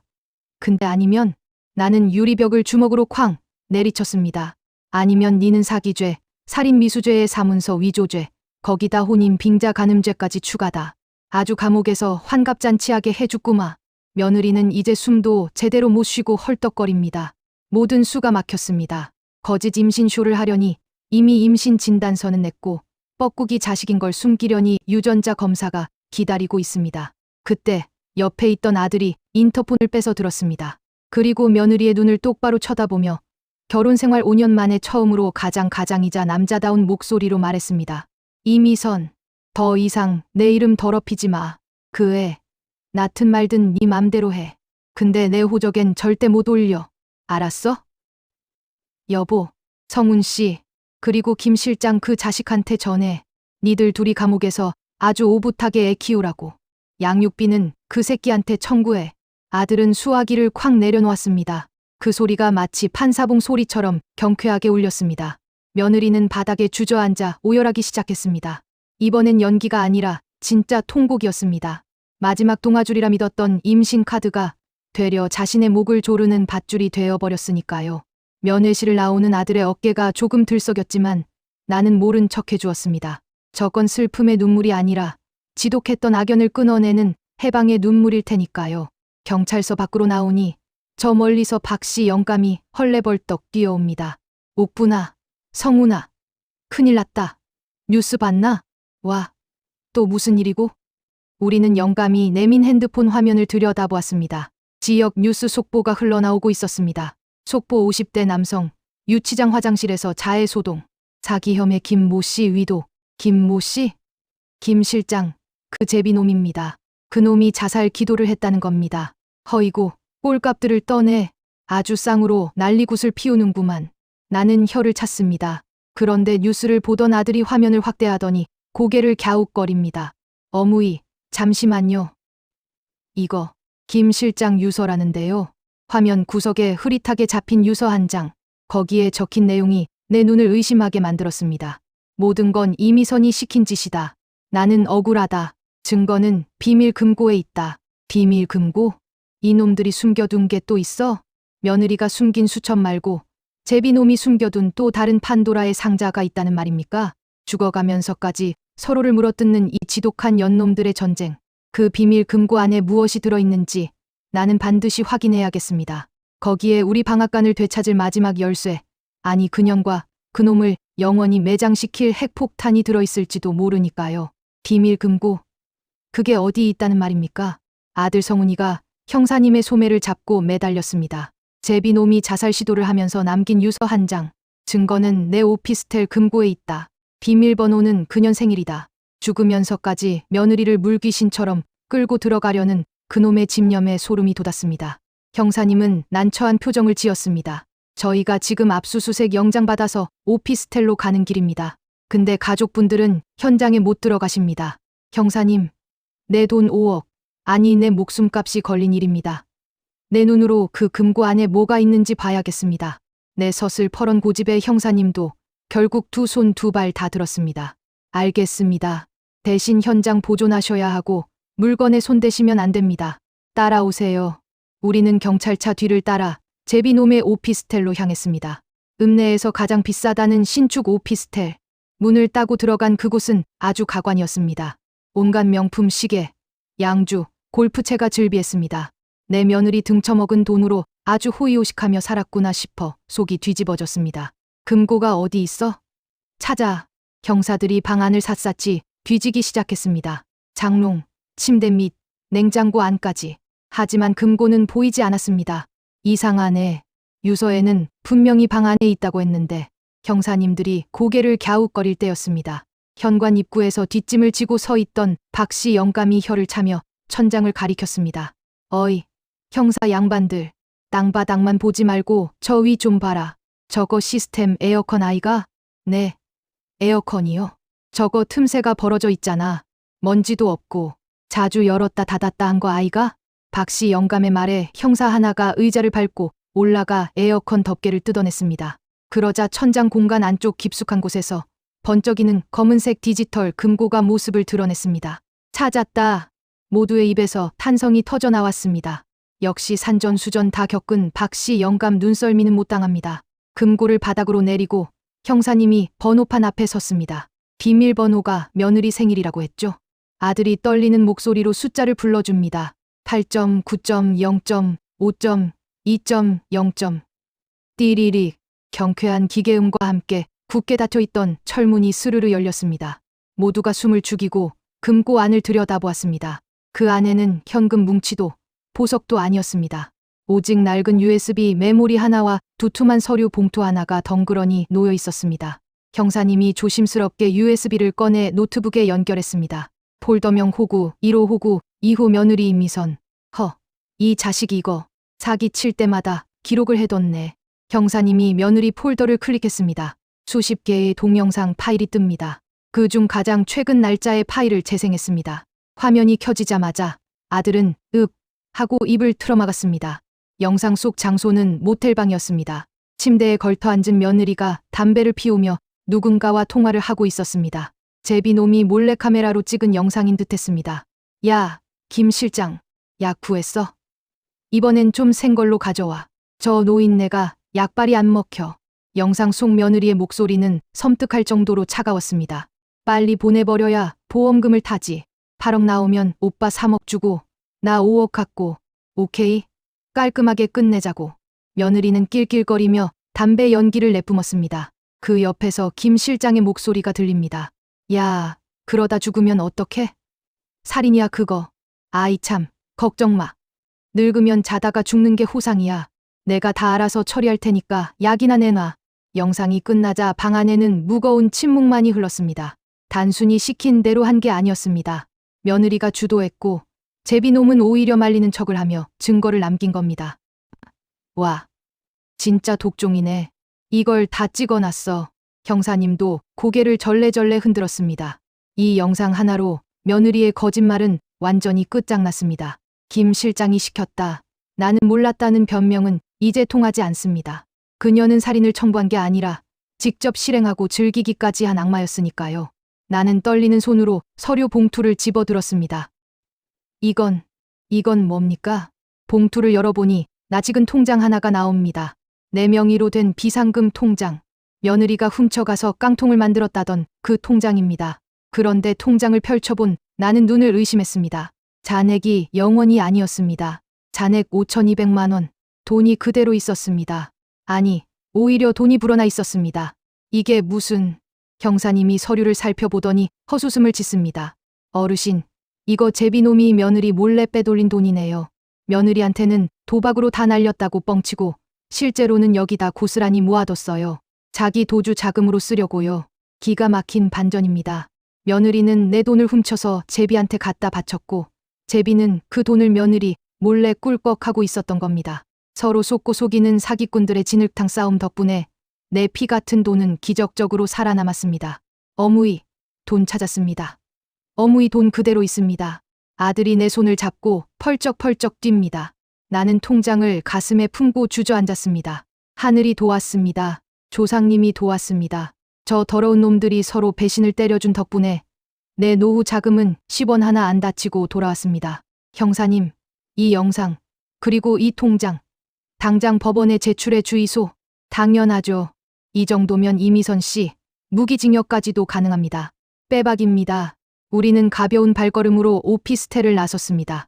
들어올 땐 지옥문 같았는데 나갈 땐 개선문 같습니다. 밖으로 나오니 시원한 바람이 땀을 식혀줍니다. 아들이 하늘을 보며 깊은 숨을 들이마십니다. 어무이, 이제 진짜 다 끝난 거죠? 며느리, 아니 그 여자, 이제 영원히 못 나오는 거죠? 그래, 지가 뱉은 말처럼 감옥에서 늙어 죽을 기다.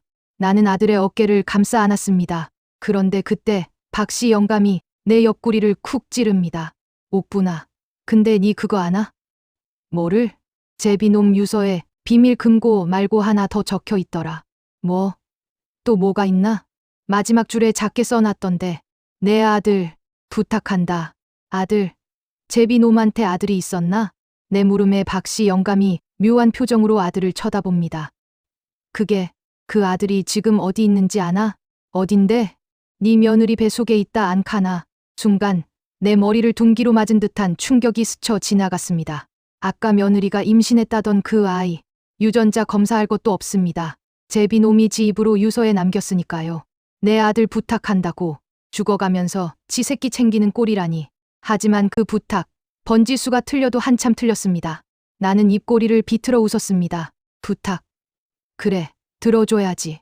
아주 확실하게. 나는 아들을 보며 말했습니다. 성훈아, 변호사한테 전화해라.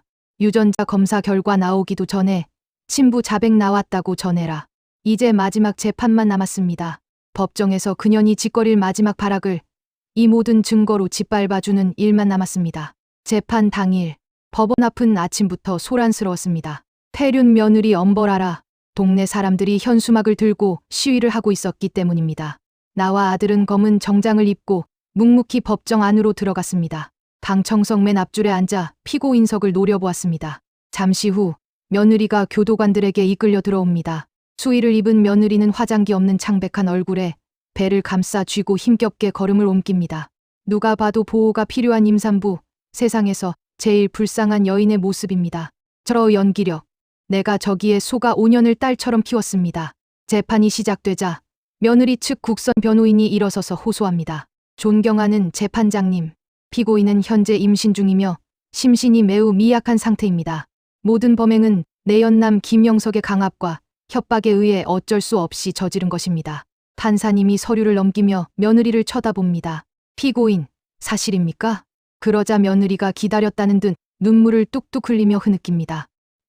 네. 흑흑. 저는 정말 몰랐어요. 그 사람이 시키는 대로 안 하면 죽인다고 해서. 저랑 뱃속의 아기가 너무 무서워서. 방청석 곳곳에서 혀차는 소리가 들립니다.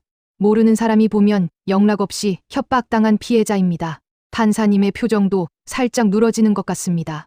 임산부라는 특수성, 그리고 주범인 김 실장이 자살 시도로 의식불명인 상황. 이대로 가다간 며느리는 방조범 정도로 가볍게 처벌받고 풀려날지도 모릅니다. 며느리가 힐끔 고개를 돌려 나를 쳐다봅니다. 젖은 눈망울 뒤로 거봐. 난 나갈 수 있어라고 말하는 듯한 섬뜩한 미소가 스쳐 지나갑니다. 그래, 웃어라. 지금 실컷 웃어둬라.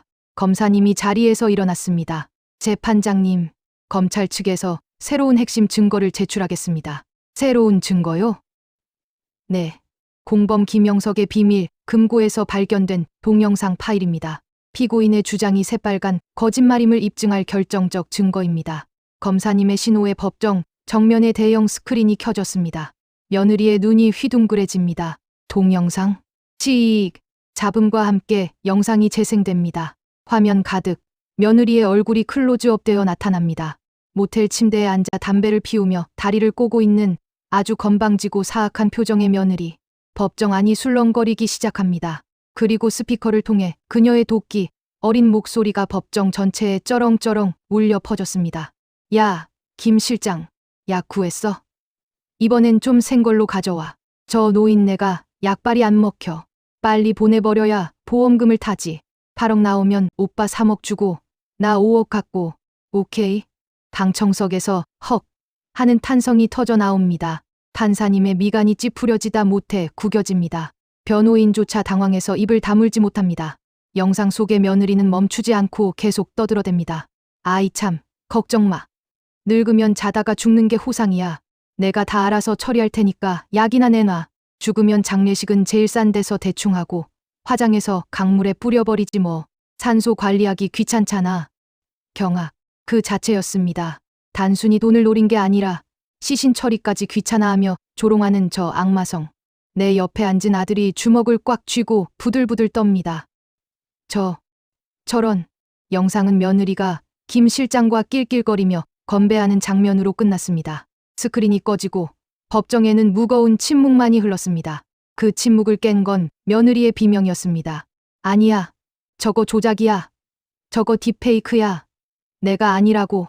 며느리가 피고인석에서 벌떡 일어나 고래고래 소리를 지릅니다. 판사님이 의사봉을 콱 내리쳤습니다. 피고인, 자리에 앉으세요. 조용히 하세요. 판사님, 억울해요. 저 남자가 몰래 찍은 거예요. 저는 그냥 장난으로. 그래요. 장난이었어요. 살인 모의가 장난? 판사님의 눈빛이 이제 경멸로 바뀌었습니다. 피고인, 영상 속 발언이 매우 구체적이고 실제로 피해자에게 수면제를 투여한 정황과 일치합니다. 이걸 장난이라고 볼 수 있습니까? 아, 그리고 친자 확인 결과서도 도착했습니다. 판사님이 서류 한 장을 들어 보입니다. 태아의 유전자가 남편 박성훈 씨와 불일치합니다. 김영석 씨의 친자로 추정된다는 결과가 나왔습니다. 쐐기골입니다. 며느리는 다리에 힘이 풀려 그 자리에 주저앉았습니다. 협박당했다는 거짓말, 임신으로 남편 발목 잡으려던 수작, 모든 것이 이 법정 안에서 발가벗겨졌습니다. 검사님이 마이크를 잡고 차갑게 구형했습니다. 피고인은 시어머니를 살해하려 했을 뿐만 아니라 반성의 기미 없이 법정을 기만하고 피해자 가족에게 씻을 수 없는 상처를 주었습니다. 이에 검찰은 피고인에게 징역 15년을 구형합니다. 15년. 방청석에서 박수가 터져 나왔습니다. 잘한다. 사형시켜라. 저런 년은 사회에 나오면 안 된다.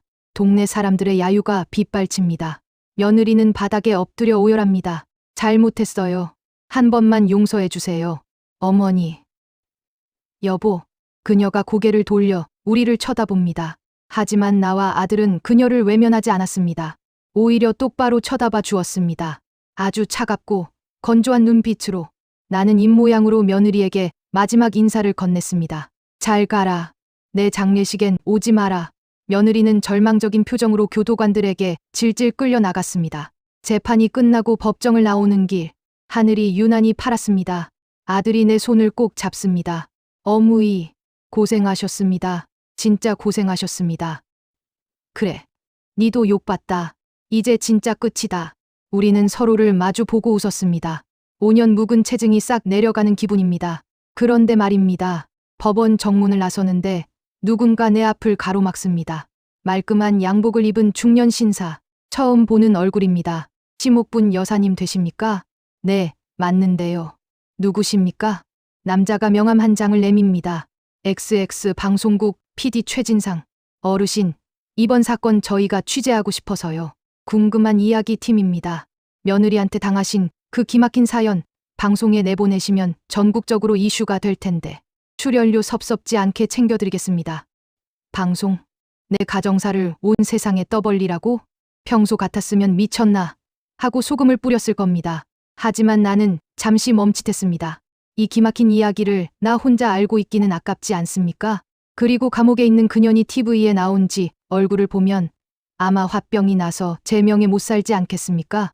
나는 명함을 받아 들고 씩 웃었습니다. 방송이라 그거 나가면 전국 방송 타는 겁니까?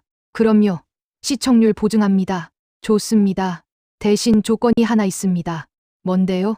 말씀만 하십시오. 내 얼굴은 모자이크 말고 그년 얼굴은 대문짝만하게 내보내 주이소.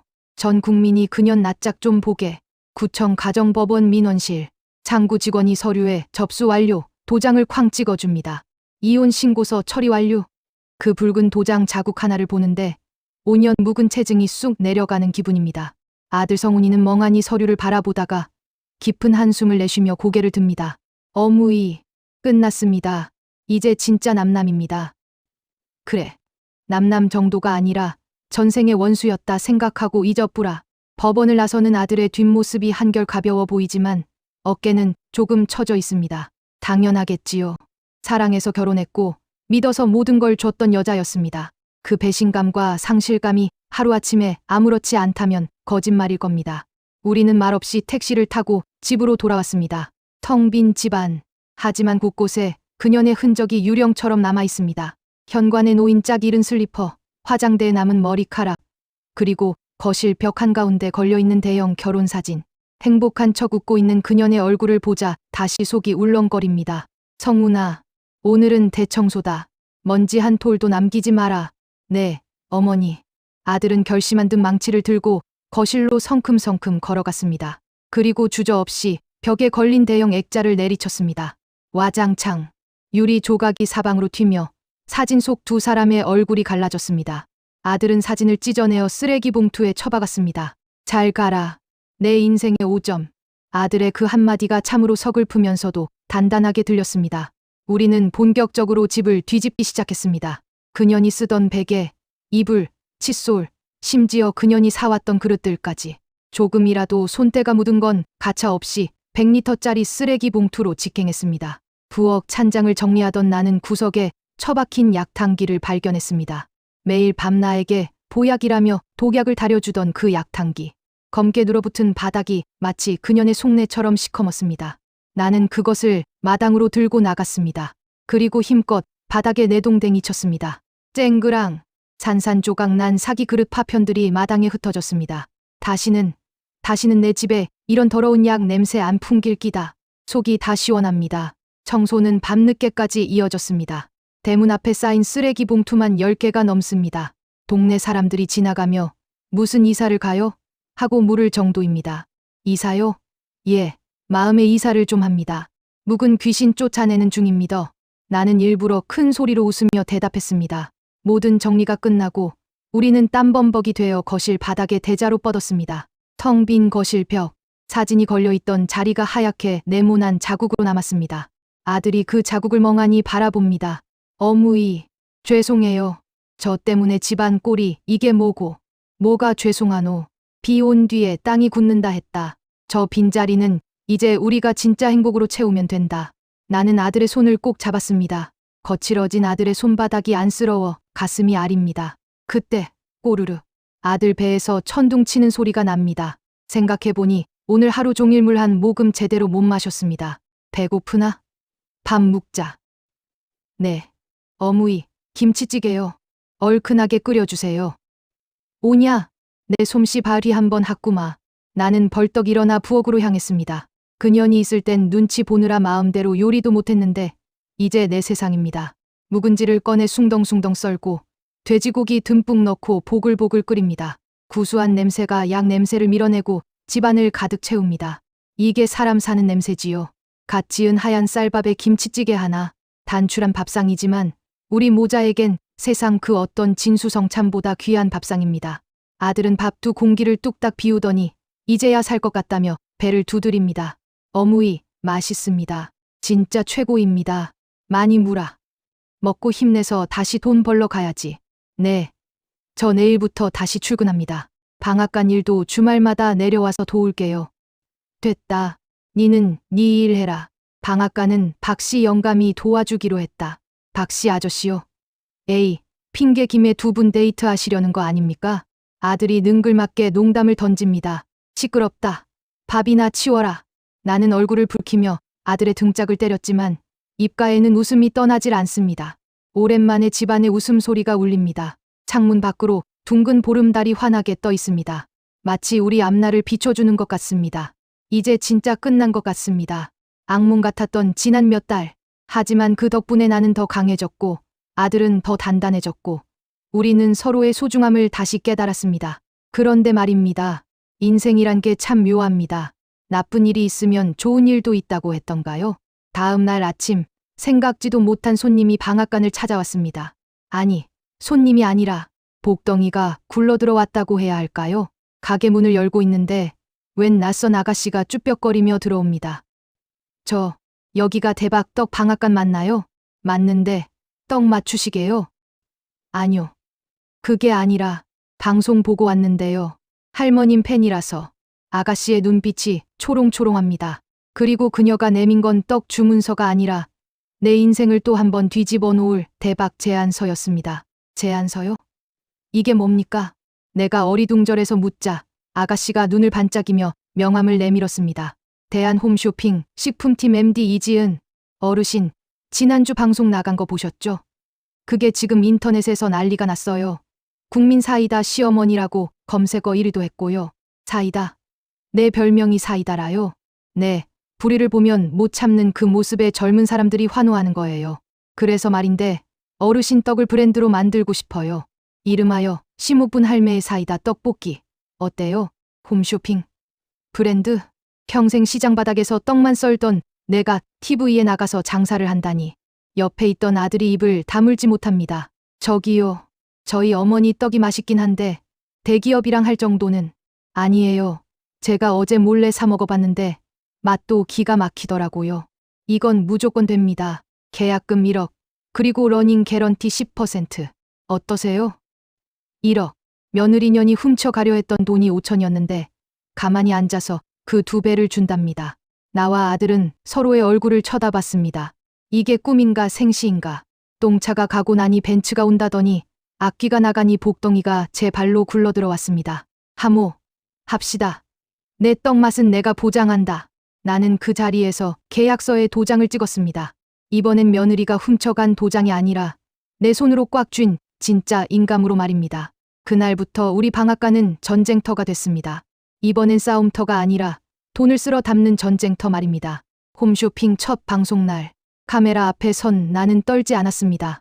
법정에서 그 독한 년하고도 싸웠는데 카메라 따위가 무섭겠습니까? 여러분, 며느리한테 수면제 먹방 당할 뻔한 시목분이 왔습니다. 이 떡 드시고 속 답답한 거 싹 다 내려보내이소. 내 구수한 입담에 주문 전화가 폭주했습니다. 매진, 전량 매진입니다. 방송 30분 만에 준비한 5천 세트가 동이 났습니다. 와! 스튜디오에서 아들과 박씨 영감이 껴안고 난리가 났습니다. 주문은 쇄도했고 공장을 돌려야 할 지경이 됐습니다. 작았던 동네 방앗간은 이제 주식회사 옥분이라는 간판을 달고 어엿한 중소기업이 되었습니다. 돈이 들어오니 사람도 바뀝니다. 맨날 죄인처럼 고개 숙이고 다니던 아들은 이제 번듯한 박 이사님이 되어 어깨를 펴고 다닙니다. 무엇보다 기분 좋은 건 그 MD 아가씨 이지은 양입니다. 일 때문에 우리 집에 자주 드나드는데 싹싹하기가 보통이 아닙니다. 어머니 저 왔어요. 오늘 겉절이 하셨어요? 저 좀 주시면 안 돼요? 넉살 좋게 밥상에 숟가락 얹는 모습이 예전 며느리의 가식적인 아양과는 차원이 다릅니다. 아들도 지은 양만 오면 입꼬리가 귀에 걸립니다. 아직 조심스럽지만 두 사람 사이에 몽글몽글한 기류가 흐르는 게 내 눈엔 보입니다. 그래, 천천히 가면 된다. 이번엔 사람 껍데기가 아니라 알맹이를 보고 진짜 인연을 만나면 된다. 어느 날 오후 나는 통장을 정리하다가 며느리가 갇혀있는 교도소로 영치금을 조금 보냈습니다. 용서했냐고요? 천만에요. 그냥 내 돈 자랑 좀 하고 싶어서 보냈습니다. 입금자 심우분 할매 떡볶이 대박. 입금 자명에 이렇게 적어서 보내면 그년이 보면서 얼마나 배가 아프겠습니까? 화병 나서 잠도 못 자게 만드는 게 내 마지막 복수입니다. 가게 앞 평상에 앉아 믹스커피를 마시는데 박씨 영감이 슬금슬금 다가옵니다. 옥분 회장님, 요새 돈방석에 앉더니 얼굴이 폈네 폈어. 시끄럽다. 영감은 참기름 안 짜나? 참기름이 문제가? 나도 이제 장가 좀 가야지. 옥분아, 우리 합병하자. 뭐? 합병? 니네 떡이랑 내 참기름이랑 합치자고. 그리고 네 남은 인생이랑 내 남은 인생도 좀 합치고. 영감의 뜬금없는 프러포즈에 마시던 커피를 뿜을 뻔했습니다. 미쳤나? 노망났나? 타박을 주면서도 내 얼굴은 홍시처럼 붉어졌습니다. 하늘이 참 맑습니다. 내 나이 72.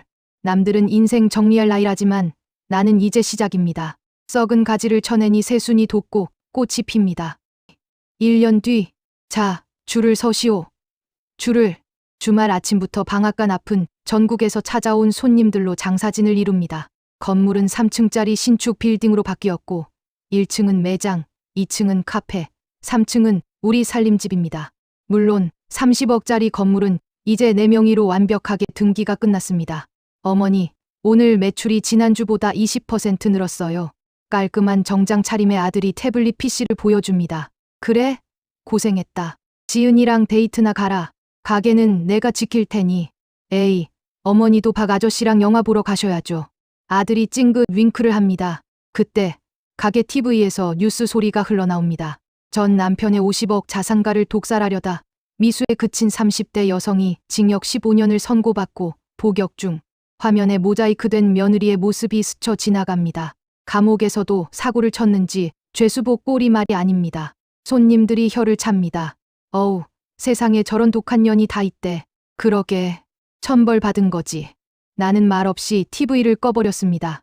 관심도 없습니다. 이제 그녀는 내 인생의 조연도 악역도 아닌 엑스트라일 뿐이니까요. 할멈, 뭐하노? 영화 시간 다 됐다. 박씨 영감이, 아니 이제는 박 이사가 된 영감이 멋진 중절모를 쓰고 들어옵니다. 알았다. 간다 가. 나는 앞치마를 벗어 던졌습니다. 매콤한 떡볶이 냄새와 고소한 참기름 냄새가 어우러진 내 가게. 그리고 나를 보며 웃어주는 내 진짜 가족들. 이보다 더 완벽한 해피엔딩이 어디 있겠습니까? 여러분, 잊지 마세요. 인생의 쓴맛을 봤다고 뱉어내지 마세요. 그걸 꾹 참고 삼키면 언젠가 반드시 이렇게 달콤하고 쫀득한 대박이 찾아오니까요. 자, 그럼 나는 이만 데이트하러 갑니다. 내 인생의 봄날은 바로 오늘부터니까요. 오늘 이야기가 마음에 와닿으셨다면 구독과 좋아요로 응원해주세요. 여러분이 눌러주시는 버튼 하나가 저희에게는 정말 큰 힘이 됩니다. 다음에도 여러분의 친구가 되어드릴 따뜻하고 재미있는 이야기 준비해서 오겠습니다. 시청해주셔서 감사합니다.